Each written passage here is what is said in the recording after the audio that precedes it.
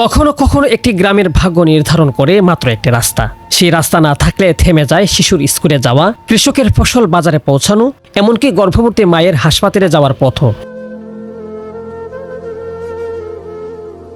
স্বাধীনতার 5 দশকের বেশি সময় পেরিয়ে গেলেও হবিগঞ্জের বাহুপুল উপজেলার কালীগছিয়া গ্রামের মানুষের কাছে একটি নিরাপদ রাস্তা আজও অধরা স্বপ্ন।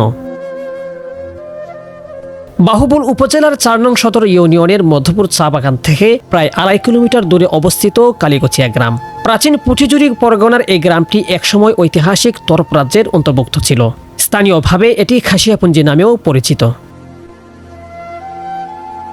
চারদিকে পাহাড় আর চা বাগানে ঘেরা এই গ্রামে বসবাস করেন প্রায় 65 থেকে 70টি পরিবার। তাদের প্রধান জীবিকা জুম চাষ, পাশাপাশি লেবু, কাঁঠাল, বিভিন্ন মৌসুমী ফল ও শাকসবজি উৎপাদন করে জীবিকা নির্বাহ করেন তারা। এসব কৃষিপণ্য বিক্রির জন্য যেতে হয় বাহুবল বা ডুবাউই বাজারে, কিন্তু সেই পথই আজ তাদের কাছে সবচেয়ে বড় দুর্ভোগের কারণ। দীর্ঘ 2.5 কিলোমিটার সড়কের অধিকাংশ এলজিটির অন্তর্ভুক্ত হলেও বছরের পর বছর কোনো সংস্কার হয়নি। বর্ষাকালে মধ্যপুর চা বাগানের ঝিরির পানিতে রাস্তার অধিকাংশ অংশ তলিয়ে যায়। কোথাও নেই সেতু বা কালভার্ট, ফলে শিক্ষার্থী, বৃদ্ধ, অসুস্থ মানুষ এবং গর্ভবতী নারীদের জীবনের ঝুঁকি নিয়েই চলাচল করতে হয়। গ্রামটিতে রয়েছে একটি সরকারি প্রাথমিক বিদ্যালয় ও একটা মন্দির। শিক্ষা, চিকিৎসা, বাজার, ঔষধ সহ সব ধরনের প্রয়োজনই একই রাস্তার উপর নির্ভরশীল এলাকাবাসীর। আমি একজন পল্লী চিকিৎসক, তো পল্লী চিকিৎসক হিসাবে এখানে মুমূর্ষু একটা রুগী বা একটা প্রেগনেন্সি রুগী, এখানে বৃষ্টি হইলে আরো বেশি খারাপ হয়। বৃষ্টি হইলে সামনে একটা সরা আছে, এই সরার মাঝে প্রচুর পানি।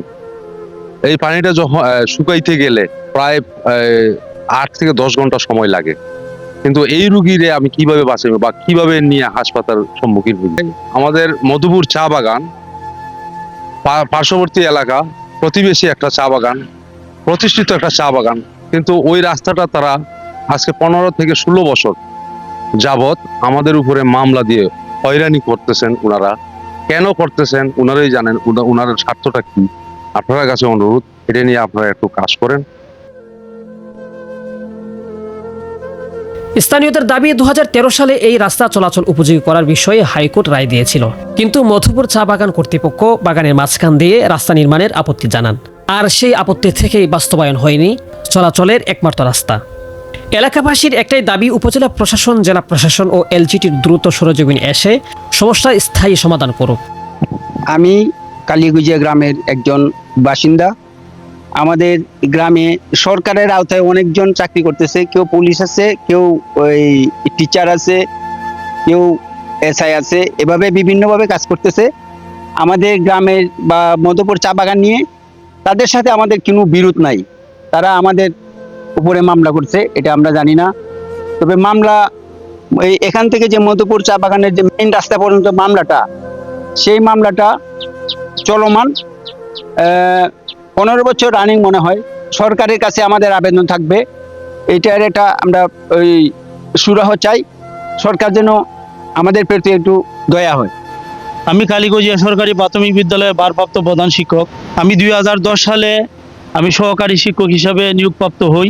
অনুমোদিত পদ সংখ্যা হইল 4 জন। আমরা বর্তমানে 3 জন শিক্ষক এখানে নিয়োজিত আছি। 3 জন শিক্ষকই আমরা পার্শ্ববর্তী এলাকা থেকে আমরা এই কালীগছিয়া সরকারি প্রাথমিক বিদ্যালয়ে আসা যাওয়া করতে হয়।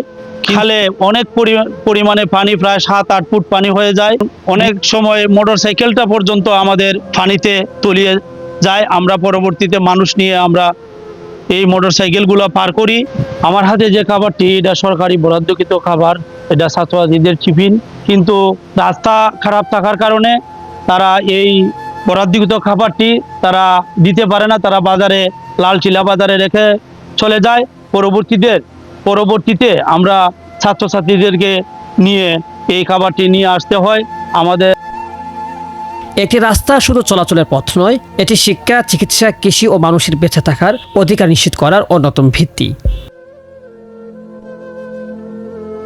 শেখ সাদি, বিডিএস নিউজ, হবিগঞ্জ।